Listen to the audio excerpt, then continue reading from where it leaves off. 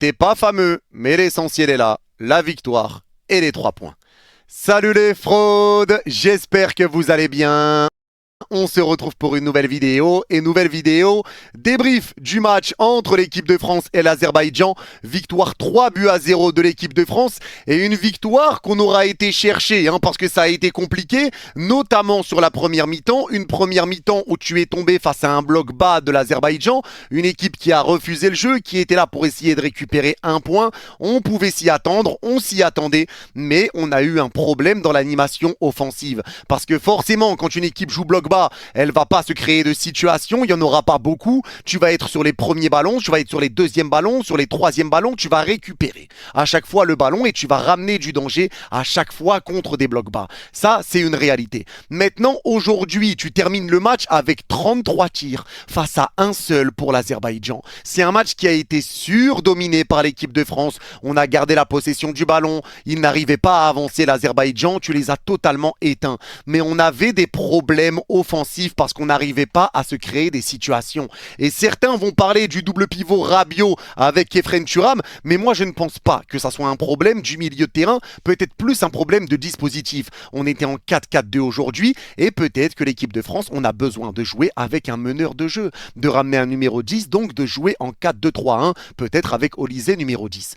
Maintenant, il y a quand même des blessés, il y a des absents, donc aujourd'hui Deschamps a essayé quelque chose face à une faible équipe de l'Azerbaïdjan qui n'a pas gagné depuis un an et demi, donc logique aujourd'hui d'essayer des choses. Et tu arrives dans un 4-4-2, un système qui était plutôt intéressant, une compo qui était intéressante, avec Ekitike aux côtés d'Mbappé, Coman à gauche, Olysée à droite, sur le côté, ça a de la gueule quoi qu'il arrive. Mais aujourd'hui, tu as manqué un petit peu de rythme, tu as manqué de vitesse, tu as manqué de précision, il y a eu beaucoup de déchets, des passes ratées, tu étais beaucoup trop lent dans ce que tu faisais, donc tu laissais l'Azerbaïdjan se replacer défensivement. Il y avait vraiment un manque de cohérence, un manque de cohésion. Et le problème, c'est que tu devais essayer de faire des différences un petit peu tout seul, mais tout le monde était beaucoup trop statique, c'était beaucoup trop calme, et les attaquants se mettaient à décrocher, donc ils empiétaient sur l'emplacement des milieux de terrain, et les milieux de terrain ne pouvaient pas ramener de création, puisque les attaquants ne bougeaient pas. Donc aujourd'hui, il y avait peut-être un problème de placement, et un problème d'automatisme, puisqu'il n'y avait pas réellement de combinaison. Le seul qui essayait de ramener des combinaisons aujourd'hui, en première mi-temps notamment,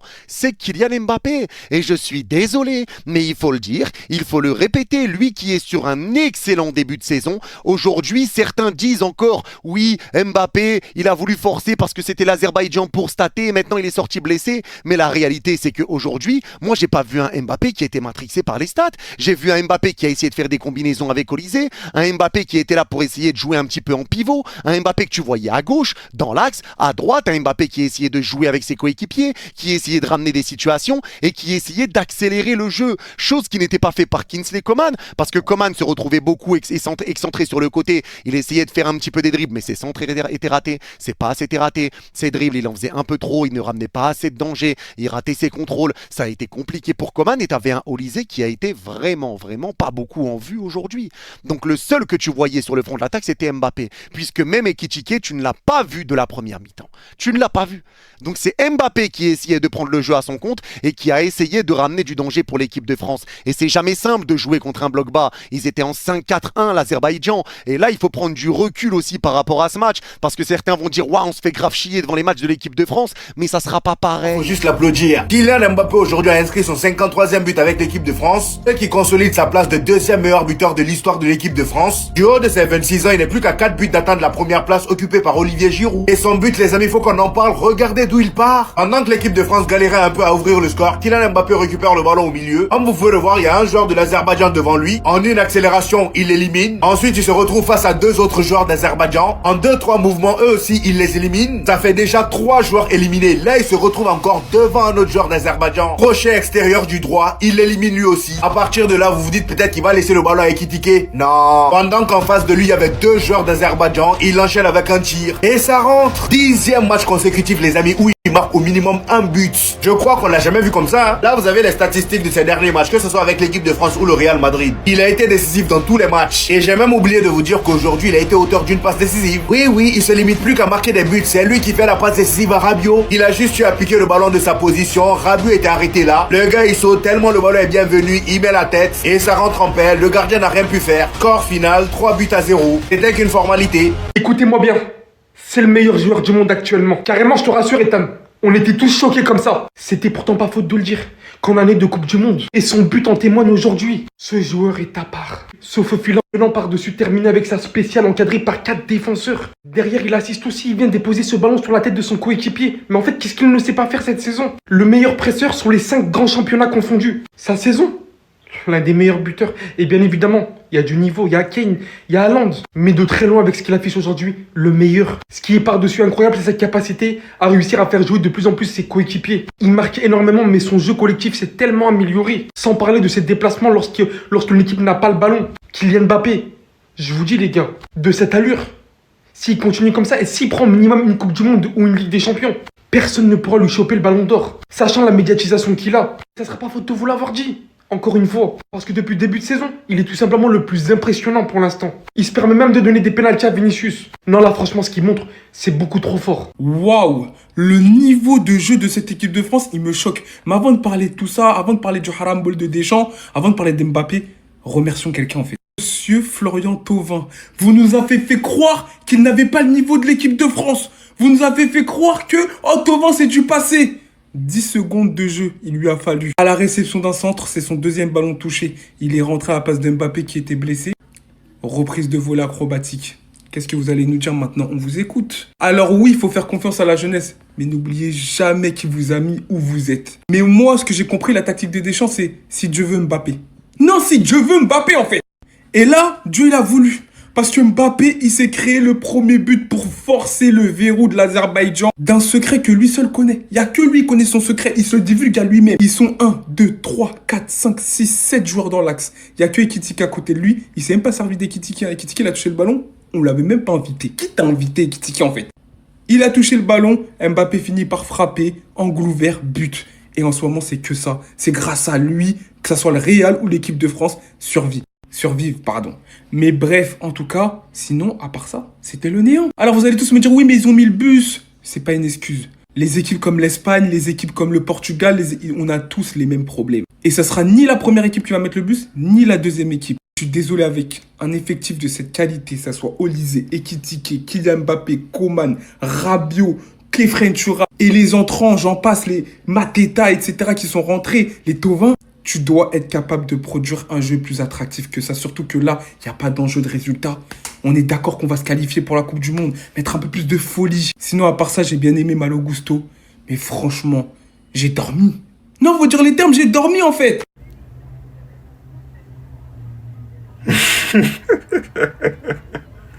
On est foutu. On est mort. On est KO. Mais wallah, je le savais.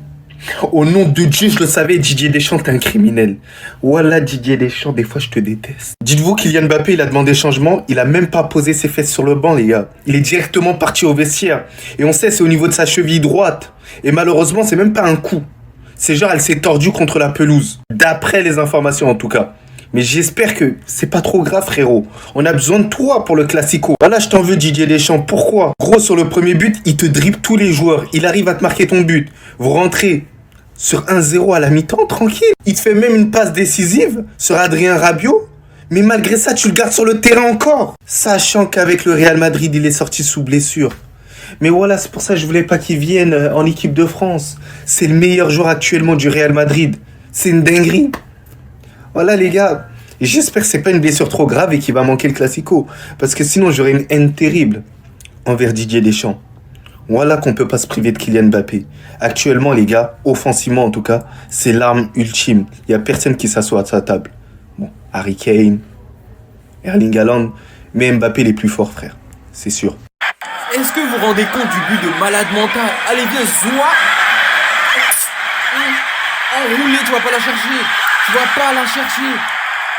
Le meilleur joueur du monde actuellement, il est français. Depuis le début du match, on le voit. L'équipe de France galère à avoir des occasions. Et derrière, c'est toujours le capitaine qui fait la différence. Kylian Mbappé, buteur pour son 10e match consécutif. Ça fait 10 matchs de suite qu'il met un but dans le match. Je sais pas si vous en rendez compte. 53e but avec les Bleus. Et déjà le 17e but de sa saison. Son petit frère, il était tellement choqué après le but. Il est resté les yeux ouverts pendant 10 minutes. Il commence à avoir l'habitude cette saison et je pense que lui-même il est choqué du niveau de son frère. Plus tôt dans la journée, les Madrilènes, on a le droit au doublé de Rodrigo et au superbe but Joga Bonito de Vinicius. Et ce soir, en plus de ça, tu nous rajoutes un Mbappé qui pense tous les jours à son ballon d'or. Le match n'est pas encore fini et s'il remet un but de fou comme ça, je vais refaire une vidéo parce que je pense qu'on l'a encore jamais vu dans cette forme. Quand il est moins bon, vous avez le droit de le critiquer. Mais quand il te sort des buts à chaque match pendant 10 matchs et qu'il te sort des buts aussi forts, il faut juste se taire et reconnaître le talent du Kicks.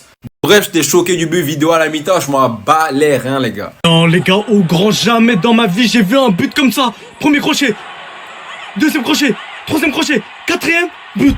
Wesh, Mbappé Coupe du Monde, il est inévitable. Célébration. Soudage. Est-ce que vous êtes en train de me dire que dans le plus grand des calmes, les gars, Mbappé qui était apparemment blessé à la cheville, il vient d'être titulaire alors que de base il ne devait pas l'être. Il vient de marquer un banger. Les gars, je veux même pas en entendre un qui commence à me dire ouais c'est contre Azerbaïdjan, je sais pas quoi. Il a récupéré la balle à cet endroit précis. Il y a un défenseur, Toz. Deuxième défenseur, Toz. Troisième défenseur, Toz. Regardez, il était entouré de combien de joueurs. Ce genre d'image, les gars, on les voit qu'autour de Messi ou Cristiano Ronaldo tard l'époque. Mais là, t'es en train de me dire Mbappé, les gars, qui était critiqué, qui était apparemment blessé à la cheville, comme on a pu le voir lors des derniers entraînements. Il vient de mettre un pétard. Il vient de montrer qu'il est français. Il vient de montrer, les frères, que quand la Coupe du Monde, elle commence, son prime, il est de retour. Et même pas, je peux même pas oser dire ça, les frères. Parce que quand tu suis Kylian Mbappé cette saison, tu peux qu'être heureux. Comment, en tant que Français, on a pu le critiquer? Comment, en tant qu'humain, on peut ne pas respecter cet humain? 53e but pour l'équipe de France et ça ne va pas s'arrêter là. Le record du Giroud, il va être pété très vite. En fait, j'ai compris. On est en 2018. Thauvin qui entre, qui nous sort l'un des plus beaux buts qu'on a vu en équipe de France sur ces dernières années. Mais en une apparition, en moins de 10 minutes. Est-ce que vous savez, il a fait mieux que combien d'attaquants de l'équipe de France? Ceux qui ont raté, ce fou a le temps de contrôler un ballon. Déjà en pleine surface, encadré par 3 défenseurs. Le ballon de Théo Hernandez. Demi-volée, bicyclette, devant tout le monde. Voilà ce que ce fou te lâche. Je n'ai pas les mots devant l'accomplissement, le travail de ce monsieur. Mériter une convocation déjà, c'était quelque chose en équipe de France, devant toute la concurrence qu'il y a. C'était un objectif qu'il s'était mis. Revenir en Ligue 1, pour une dernière fois. Être l'un des meilleurs joueurs du championnat. Être apte à être convoqué. Et te sortir pour l'instant, bon ça se joue beaucoup avec celui de Mbappé, mais l'un des plus beaux buts de ses qualifications pour la Coupe du Monde pour l'instant. La preuve en elle-même que le travail paye. Monsieur Thauvin, c'est tout simplement beaucoup trop fort ce qu'il vient de réaliser. Et que ça fait du bien des fois de revoir des anciens comme ça revenir. Apporter du niveau, montrer aux jeunes le niveau, ce qu'ils sont censés faire. Parce qu'il y en a qui sont vraiment endormis, il faut le dire. Alors, autant le Kylian Mbappé du Real Madrid, qu'est-ce qui me gonfle à marquer à tous les matchs? Il est trop fort là-bas, mais je peux pas l'avouer. Mais avec l'équipe de France, les gars, je vais me faire plaisir. Et son maillot floqué d'ailleurs sur moi. Mais les gars, s'il continue à cette allure-là, c'est ballon d'or assuré, je vous le dis. Match exceptionnel de Kylian, un but, une passe D. Ce sort magnifique pour Adrien Rabiot. Il marque son but à lui tout seul. Qu'est-ce qu'il est dangereux à chaque toucher de balle. En première mi-temps, c'est le seul qui est chirurgical dans cette équipe. Gros manque dans le dernier geste. Un Marcus Thuram, je l'ai dit, dans un match comme ça fait l'affaire. Il sort sur blessure, j'espère que c'est rien de grave. On sait que ces trêves internationales, elles sont délicates pour les joueurs. 53e but en équipe de France et il n'a pas encore fini. Jusqu'où le Kicks va s'arrêter. Je vais pas faire de conclusion hâtive pour ce match-là parce qu'en face, c'est pas une opposition de fou non plus. Je suis plutôt quand même confiant au vu de la forme de cette équipe-là, en tout cas sur le domaine offensif. Au milieu de terrain, c'est plutôt solide, mais à voir des confrontations contre le Portugal, l'Espagne, les Pays-Bas, des joueurs qui, voilà, au milieu de terrain, une meilleure maîtrise. Mais voilà, on va se contenter de la victoire, franchement, rien à dire. Gars, là, moi, je vais te faire un débrief très tranquille. Voilà, Didier Deschamps, t'as vu, je te déteste déjà. Kylian Mbappé, voilà, qui te fait un but, une passe D, tu le fais pas sortir à temps. C'est frustrant, c'est un manque de respect. Les gars, qui prend plaisir à regarder l'équipe de France, s'il vous plaît? Contre l'Azerbaïdjan, normalement, tu tues cette équipe-là. Il n'y a pas assez d'animation offensive. On a l'impression que c'est trop statique. Alors oui, Kylian Mbappé, par moment, il vient décrocher pour apporter un surnombre, mais il n'y a pas assez de mouvement quand même. Alors oui, Thuram, il fait un très bon match, moi je trouve, au niveau de la récupération de balles. Rabiot, comme je le dis souvent, en fait, il en fait pas assez en équipe de France. Je suis désolé. Moi, j'ai plus kiffé le match de Thuram que celui de Rabiot et c'est pas normal. Thuram, il est tout nouveau en équipe de France et Rabiot, ça fait un certain temps. Alors oui, il marque son but, mais voilà que je suis pas trop fan. Après, ça reste mon avis. Après, défensivement, je trouve que les joueurs, ils ont fait leur taf. En tout cas, ça, on peut pas leur enlever. Ils ont été concentrés de la première à la dernière seconde parce que ça aurait pu être un match piège au bout d'un moment. Mais dans ce match-là, grosso modo, ce qu'il a manqué, c'est quand même d'un petit Cherki. Akliouche, il aurait pu peut-être être le dynamiteur. Voilà, parce que j'ai aimé son entrée, il était assez intéressant. Mais gars, je vous cache pas que j'ai hâte que l'entraîneur il change. J'ai l'impression que il faut du Zinedine Zidane. Il faut peut-être même un autre entraîneur, je sais pas, Arsène Wenger, vraiment pour qu'il y ait un jeu assez intéressant, voilà, différent. Parce que je trouve que le jeu de Didier Deschamps, il est plus adapté à cette nouvelle génération. C'est mon avis. Parce qu'on a des cracks, voilà, on a des joueurs exceptionnels sur le terrain. Et voilà, j'ai l'impression qu'on prenne pas le même foot que Didier Deschamps. Et c'est compréhensible, on se comprend. Voilà, eux, ils ont envie de jouer d'une manière un peu, t'as vu, la beauté, la sensation.